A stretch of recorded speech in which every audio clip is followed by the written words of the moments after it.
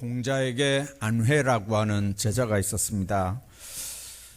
그 제자가 32살에 병사했는데 세상을 떠날 때 공자는 너무 마음이 아파서 하늘이 나를 버렸다고 땅을 치면서 울었다고 하는 그 제자입니다. 그 제자와 함께 있을 때 일인데요. 먼 길을 여행하면서 양식을 구하지 못하니 공자 일행이 거의 일주일이나 이제 굶은 상태에서 여행을 하게 됐습니다. 그 안회가 사방을 다니면서 식량을 구해와서 이제 밥을 이렇게 짓게 됐는데 그 밥 냄새가 얼마나 구수하게 들리는지, 냄새가 이렇게 오는지, 이 공자가 일주일을 굶은 상태에서 그 밥 끓는 냄새를 보고 그 안회가 밥 짓는 장소에 가봤습니다. 이제 그랬더니 안회가 솥뚜껑을 열더니 숟가락을 그 솥 안에 집어넣어서 밥을 이렇게 먼저 꺼내서 자기가 먹는 거예요. 근데 순간 이 공자가 아니 이럴 수가 있나, 아무리 배가 고프다 할지라도 아니 내가 여태까지 인의 예지를 가르쳤는데 이놈이 먼저 자기 혼자 밥을 먹어? 그러면서 괘씸한 생각이 이렇게 들어 마음이 몹시 상했습니다. 근데 그걸 속으로 이렇게 품고 있으면 되는데 이 공자가 내색을 했어요. 그랬더니 그 눈치챈 안회가 공자에게 이런 얘기를 했습니다. 선생님, 제가 어떻게 선생님 앞에 그럴 수가 있겠습니까? 솥뚜껑을 열고 보니까 이 집 저 집 여러 집에서 얻어온 쌀로 밥을 한 거기 때문에 뚜껑을 열어보니까 거기에 수수쌀이 많이 있더라는 거죠. 그래서 그 수수쌀, 그걸 선생님께 드릴 수 없어서, 그렇다고 그걸 버릴 수도 없고, 그래서 그 수수쌀을 이렇게 떠서 제가 먹었던 겁니다. 그 얘기를 들으니까 이 공자가 얼마나 부끄럽고 민망한지, 그래서 그때 공자가 했던 유명한 얘기가 이렇게 전해집니다. 사람의 눈은 믿을 수 있는 거지만 때때로는 믿어서 안 될 때가 있다. 마음을 의지하고 우리가 살아가지만 내 마음도 내가 믿지 못할 때가 있다. 아니, 믿어서는 결코 안 될 때가 있다. 그런 유명한 얘기를 남겼습니다. 자기 깐에는 분명히 봤거든요. 공자가 분명히 봤습니다. 솥뚜껑을 열고 숟갈로 밥을 먹는 걸, 떠서 먹는 걸 분명히 봤거든요. 근데 나중에 안회의 얘기를 들어보니까 너무 부끄럽고 창피한 거예요. 여러분들, 내가 본 게 언제나 진리고 내가 본 게 언제나 다 옳으냐? 그렇진 않거든요. 내가 봐도 내가 본 이면에 내가 못 보는 게 있고요. 내가 판단하는 게 다 옳으냐? 그 판단 너머에 내가 미처 모르고 판단하는 부분도 얼마든지 있습니다. 믿을 만한 눈도 믿을 만한 것이 못 될 때가 있다는 얘기입니다.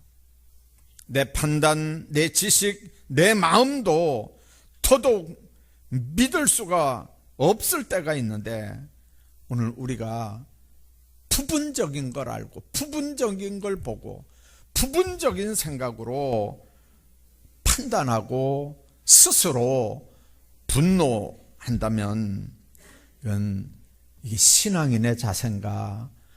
이건 공자왈도 그건 인정을 안 하는 건데, 우리 예수 믿는 사람들이 그런 마음으로 하나님 앞에 살아간다면 이게 옳은 얘기인가 하는 얘기입니다. 하나님은 인간들 마음속에 인간들을 성공시킬 수 있는 무한한 자원들을 줬습니다. 그러나 그 마음을 잘못 다스리면 내 자신은 물론 가족들까지도, 그리고 내 주변의 친구와 이웃들까지도 파괴시키는 무서운 시한폭탄이 되고 맙니다. 그래서 잠언 4장 23절에 보면 무릇 지킬 만한 것보다 더욱 내 마음을 지키라. 생명의 근원이 이에서 남이니라. 그렇게 말씀합니다. 생명의 근원이 어디서 난다고요? 마음을 지키는 데서, 마음에서 난다는 거죠. 오늘은 본문을 중심으로 우리 마음을 파괴하고 생활을 파괴하는 이 부정적 감정 중에 우리가 다스려야 될 가장 무서운 감정이 뭔지를 몇 가지 좀 생각을 하면서 은혜를 나누려고 합니다. 오늘 본문이 그랬거든요. 노하기를 더디하는 자는 용사보다 낫다. 자기 마음을 다스리는 자는 성을 뺏는 자보다 낫다. 우리가 자기 속에 있는 부정적인 감정 중에 우리가 다스려야 될 가장 무서운 감정들이 뭔지 오늘 몇 가지 좀 생각하려고 합니다. 우선 미움과 분노라고 하는 무서운 감정을 다스려야 합니다. 노하기를 더디하는 자는, 노하지 말란 말이 아니죠. 우리가 정신적으로 건강하다면 희노애락이 분명합니다. 기쁠 때는 기쁠 수 있어야 되고, 또 화가 날 때는 화를 낼 수 있어야 됩니다. 그 건강한 사람이 할 수 있는 일이거든요. 근데 문제는 화가 난다고 금방 다 화를 내느냐. 오늘 본문에 있는 말씀 보면 노하는 걸 금하라는 말이 아닙니다. 노하면 안 된다는 말이 아닙니다. 노하기를 더디하라는 거죠. 오늘날 그 심리학자들 하는 얘기 보면 미움과 분노는 우리 삶을 파괴하는 가장 무서운 감정이라고 얘기하거든요. 미움과 분노는 자기 자신을 파괴하고 상대방을 파괴합니다. 그래서 우리가 마음속에 미움과 분노를 터뜨리고는 대부분의 사람들은 자신을 후회합니다. 어떤 부부 상담 이야기를 들어보니까요, 올라온 상담 내용입니다. 그 보니까 이런 얘기가 있어요. 늘 남편이 늦게 퇴근을 하는 거예요. 어떤 날은 보면 막 옷에 막 술 냄새도 잔뜩 배어 있고, 또 어떨 때는 보면 옷에 그 여자들 막 입술에 그 빨간 거 묻은 게 와이셔츠에도 막 묻어 있고, 그러니까 이제 이 아내가 생각하는 거죠. 이 남자가 뭔가가 있는 거다. 그렇지 않고야 어떻게 거의 매일 이렇게 술 냄새를 풍기고 그 하얀 와이셔츠에 이게 빨간 걸 묻혀가지고 이렇게 다니나. 어느 날 늦게 왔는데요, 그만 폭발하고 말았어요. 그래서 도장 찍자 그러고요, 막 그랬어요. 나중에 그 남편이 하는 얘기가, 그래, 당신이 원하면 할 수 없지. 당신을 행복하게 하기 위해서 찍자. 근데 나중에 이제 그 찍긴 찍는데 이렇게 서로 마음을 이렇게 좀 돌릴 수 있는 기간들을 이렇게 법정에서 좀 준대요. 그러면서 이제 상담을 하는 과정에,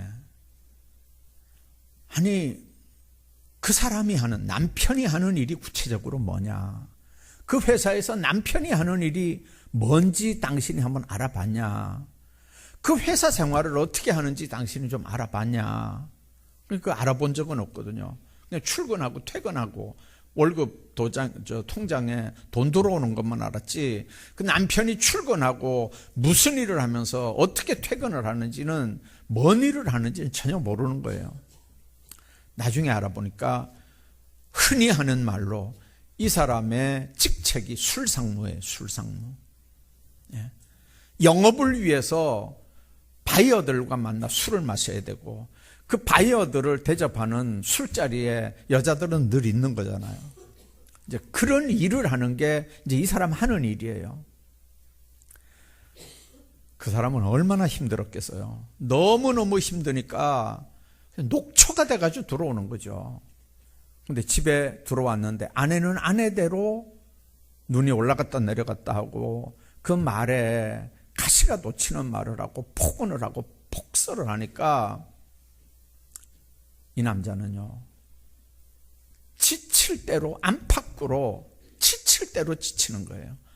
회사 가서도 지쳐서 아주 녹초가 돼서 들어오고, 그냥 비틀거리고 집에 오니까 집에 들어오면 아내한테 강번찌를 맞아서 아예 KO가 되고, 이제 그런 날이 계속 반복되니까 여자가 도장 찍자 그러니까 그냥 찍자 그러는 거죠.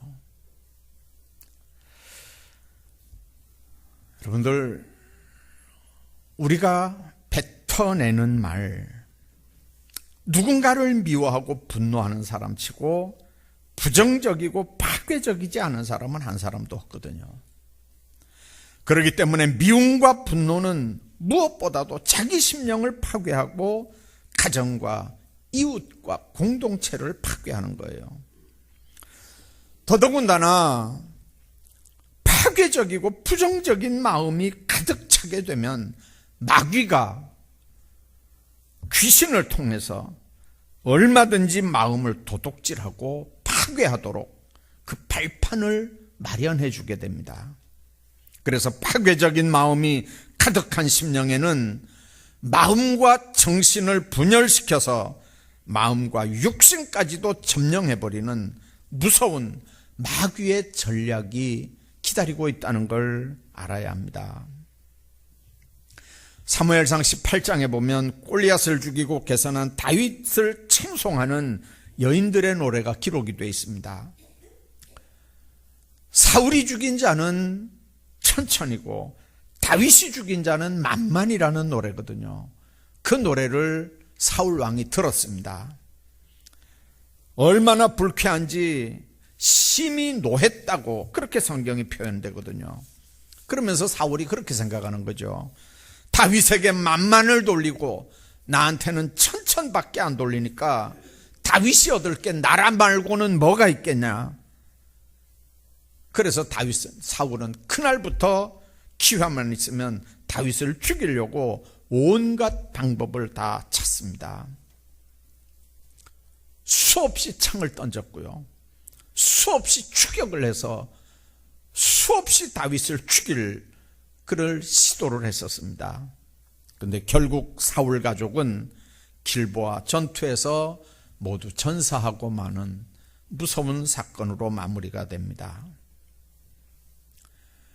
모르도게를 미워한 하만의 말로를 여러분들 기억하시나요? 모르도게를 달려고 준비했던 높은 장대에 오히려 하만이 달리는 모습들을 우리가 기억합니다. 야곱을 미워한 에서 점점 고립되다가 나중에는 선민에서 이탈되고 에돔족 속에 조상으로 전락되고 그 후손은 나중에는 인류에서 사라지는 걸 우리가 봅니다. 우리는 마귀에게 우리 생각이나 삶이 점령당하지 말고 마음으로 미움과 분노를 이겨내야 합니다. 그러면 미움과 분노를 어떻게 이길 수 있습니까? 미움과 분노를 이길 수 있는 유일한 방법은 용서하는 일입니다. 여러분들, 인간적으로 미운 사람을 아무리 미워하지 않으려고 해도 안 되고요, 마음속의 분노를 아무리 제거하려고 해도 인간적인 방법으로는 안 됩니다. 그런데 오직 용서만이 우리 마음속의 분노를 제거할 수 있습니다. 우리가 미워하는 사람과 분노를 일으키는 사람을 용서하는 방법은 예수 그리스도께 받은 용서를 되새김질하는 겁니다. 내가 주님께 받은 용서, 내가 주님께 사함받은 죄악들을 생각하면 그 용서받은 것들을 되새김질하면 용서 못할 일이 없습니다. 주님 가르치신 기도에는 그랬잖아요. 내가 사람들 용서해 준 것처럼 주님 나도 용서해 주십시오. 이 세상에서 용서와 사랑은 위대한 심리적인 치료와 육체적인 치료를 가져옵니다. 그러나 미움과 분노는 끝까지 우리 자신을 파괴하고 도둑질하고 죽이고 실망시키는 마귀의 도구로 쓰임받게 된다고 하는 걸 우리가 기억해야 합니다. 그래서 에베소 4장 26절에 보면 분을 내도 죄를 짓지 말고 해가 지도록 분을 품지 말라고 얘기하는 겁니다. 우리 믿는 사람들은 아까 얘기한 것처럼 분노가 안 일어나는 사람들이 아닙니다. 예수 믿어도 우린 분노가 일어납니다. 그러나 우리 삶을 파괴시키는 이 무서운 미움과 분노를 해가 지기 전에 용서로 다 해결해야 합니다. 부부간의 관계가 늘 행복만 합니까? 얼마든지 갈등을 일으킬 수 있고요. 얼마든지 짜증낸 모습들로 상대를 대할 수도 있습니다. 그러나 성경은 얘기합니다. 해가 지도록은 분을 품지 말라는 거죠. 어떨 때 그런 얘기하는 거 제가 들은 적이 있습니다. 자기는 일주일 동안 얘기 안 했대요. 남편하고.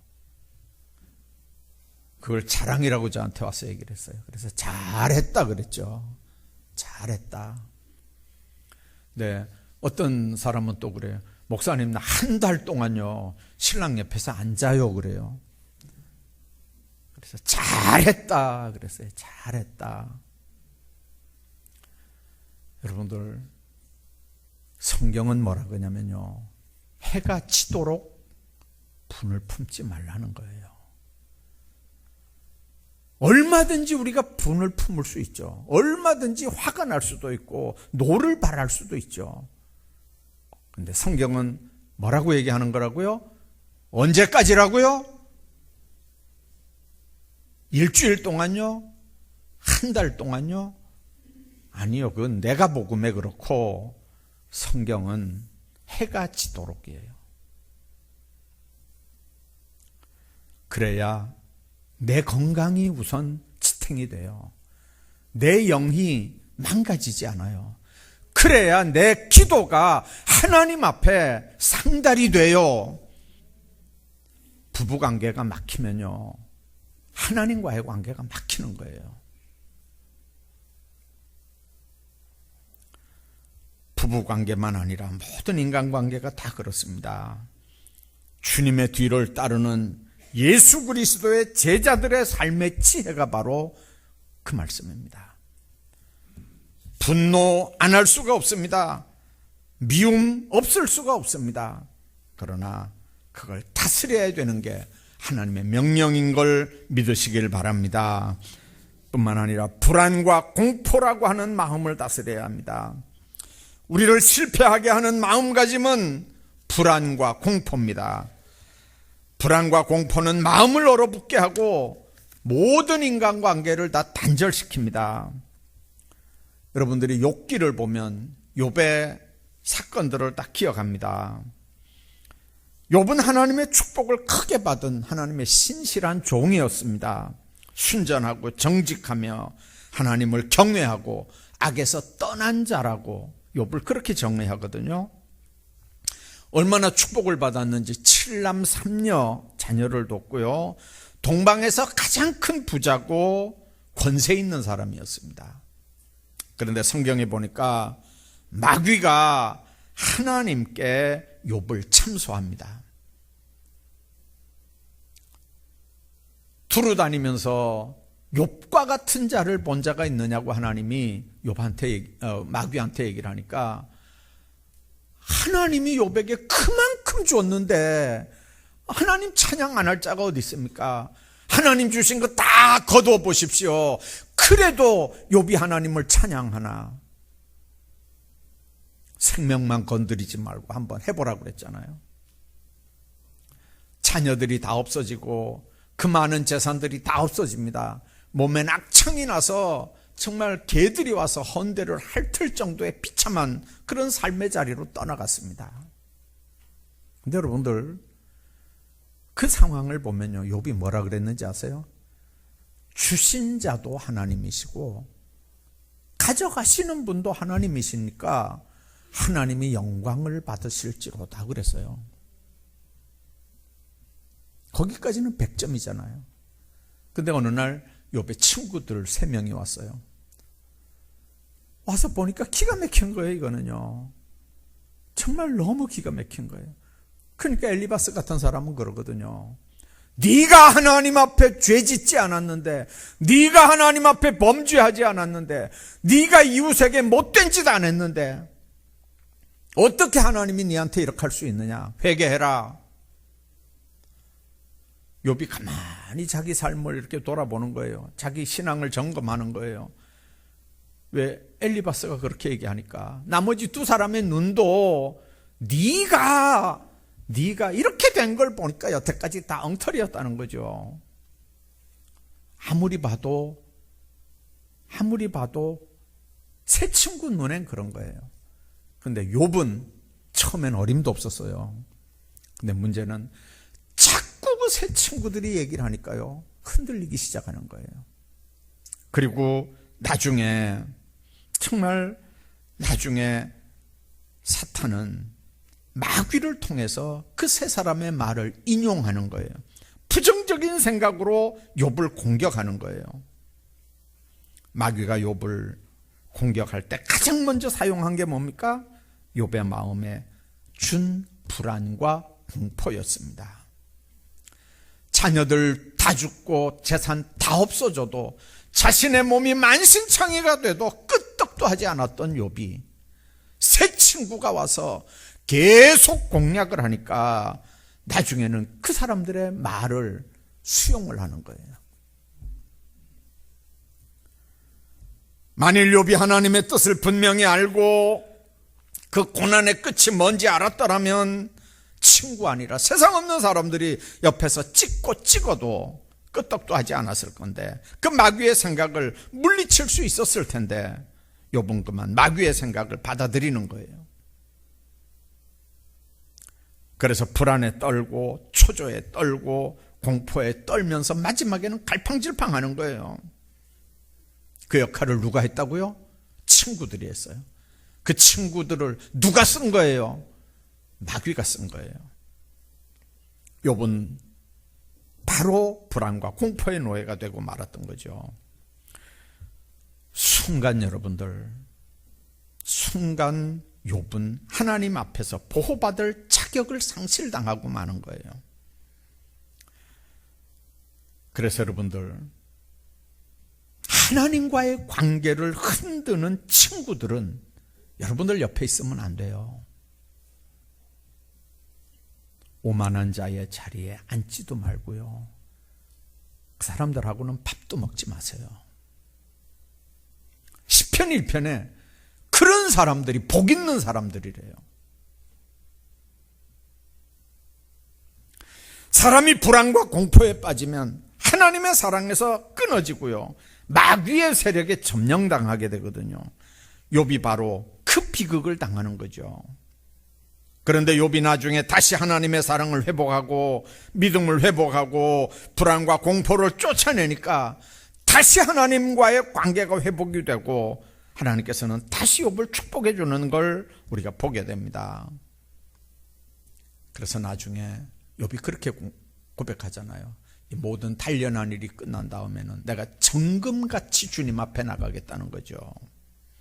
요한일서 4장 18절에 보면 사랑 안에 두려움이 없고 온전한 사랑이 두려움을 내어 쫓나니 두려움에는 형벌이 있음이라. 두려워하는 자는 사랑 안에서 온전히 이루지 못하느니라. 그렇게 말씀합니다. 디모데후서 1장 7절에도 보면 하나님이 우리에게 주신 것은 두려워하는 마음이 아니요 오직 능력과 사랑과 근신하는 마음이다. 그렇게 말씀합니다. 두려워하는 건 하나님이 주신 마음이 아니에요. 두려움 때문에 생긴 불안, 공포, 그건 하나님이 주신 마음이 더더욱 아니에요. 마귀가 우리를 도둑질하고 죽이고 멸망시키려고 주는 마음들이거든요. 그러면 두려움을 어떻게 내쫓을까요? 성경은 아까 우리 읽은 대로 온전한 사랑이 두려움을 내쫓는다고 얘기했습니다. 내가 이렇게 죄인임에도 불구하고 주님이 내 죄를 위해 십자가에 못 박혀 죽으셨고, 여러분들 그 놀라운 은혜와 그 사랑을 우리가 마음속에 믿고 신앙생활하는 거잖아요. 그렇다고 우리가 죄 안 짓습니까? 그러면서도 죄는 또 계속 지어요. 그 죄를 지을 때마다 그게 죄인 걸 성령이 깨닫게 하고 그 죄를 회개하게 하는 것도 성령 하나님이지 않습니까? 그래서 우리가 성령 충만함을 받아야 되는 거예요. 예수 믿는 사람들이 성령 충만함을 받아야 되는 이유가 바로 그런 거예요. 우리를 실패하게 하는 불안과 공포, 우리 마음을 얼어붙게 하고 인간관계를 단절시키는 불안과 공포라고 하는 마음, 하나님께서 우리에게 주시는 사랑과 능력과 근신하는 마음으로 다스려 나가시기를 주의 이름으로 축복합니다. 뿐만 아니라 탐욕을 다스려야 돼요. 탐욕이 우리 삶을 실패하게 만들거든요. 사람에게, 건강한 사람은 정상적인 욕망은 다 있습니다. 그리고 그건 축복일 수도 있어요. 사람이 욕망을 잃어버리면요, 그때부터는 그 사람의 발전은 거기서 멈춥니다. 그런데 나쁜 욕망이 있어요. 그게 바로 탐욕이거든요.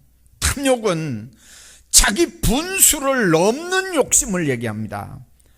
사람이 대개 탐욕의 포로가 되면 분별 없이 행동을 하다가 결국은 패망해버리고 말거든요. 탐욕에 한번 빠지면요, 자기 머리 이상의 걸 생각해요. 자기 건강 이상의 걸 추구해요. 하나님께서 각 사람에게 나누어 주신 믿음의 분량대로 행하지 않고요, 자기 분수를 넘어선 탐욕을 가질 때 거기 문제가 생기는 거거든요. 그래서 탐욕을 우상숭배라고 하는 거예요. 옛날에 들은 얘기인데요, 요즘에는 뭐 어림도 없는 얘기입니다만은, 요즘에는 어지간한 농장에는 또 다 CCTV가 있대요. 보니까 성주에는 보니까 참외 농장에도 CCTV가 다 있어서 그냥 문 단속 안 하고 그냥 이렇게 왔다 갔다 해도 요즘에 CCTV가 다 있으니까요, 어림도 없어요. 옛날 얘기겠죠. 수박 농사 짓는 사람이 하도 수박 도둑질을 당하니까요, 너무 약이 올라가지고 실제로 그랬는지 안 그랬는지 모르겠는데 경고문을 몇 군데 써붙였어요. 이 수박 하나에 살충제를 집어넣었다, 주사를 했다, 그거 나만 안다, 절대로 수박 함부로 따가다가는 살충제 집어넣은 수박 그거 따먹고 죽는 거 나 책임 안 진다, 그런 말이죠. 예. 그 농부 생각에 이제 됐다, 살충제를 주사했다는데 어떤 녀석이 와가지고 그 수박 따가겠나, 아주 편안하게 이렇게 있었는데 2, 3일 있다가 가보니까요, 자기가 붙여놓은 팻말 말고 또 옆에 팻말이 또 붙어있는 거예요. 뭐라고 붙어있냐면요,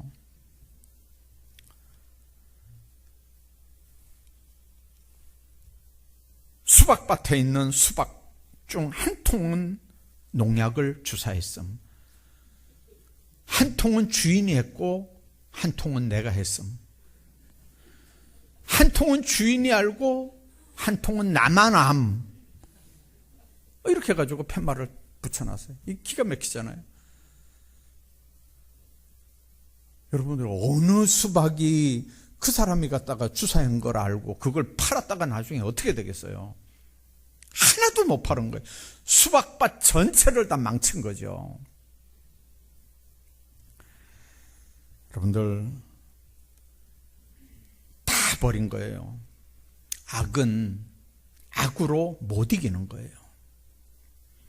악으로 악을 이길 수가 없어요. 못된 사람을 못된 걸로 우리가 이길 수 없어요. 알래스카의 에스키모 사람들이 늑대 잡는 법, 제가 몇 년 전에 한번 얘기했는데요. 얼마나 알래스카 쪽은 툰트라 온도니까요. 얼마나 춥겠어요. 근데 그 에스키모인들이 늑대 잡는 법이요. 참 특이해요. 이렇게 잡두같이 생긴 긴 칼날에 피를 이렇게 묻힌대요. 묻히고 그걸 얼린대요. 언 위에다가 또 피를 또 묻히고 또 얼린대요. 이제 그렇게 해서 이 날 전체를 이렇게 피로 이렇게 얼음을 얼려가지고 늑대가 잘 다니는 이제 그런 길에다 갖다가 이렇게 날만 위에 이렇게 보이게 하고 그걸 팍 묻는데요. 근데 이 굶주린 늑대들이 그 피냄새를 맡고 하여튼 용케 이제 거기까지 와서는 딱 보니까요. 그냥 피 묻은 뭔가가 이렇게 하나 있으니까 열심히 이렇게 핥아대는 거예요. 계속 이렇게 핥아대니까 그 추운 날에 한참 핥아대다 보니 얼음으로 핥아대다 보니까 혀가 얼얼해가지고 이게 뭐 감각도 없는데 계속 핥아대는 거예요. 근데 문제는 나중에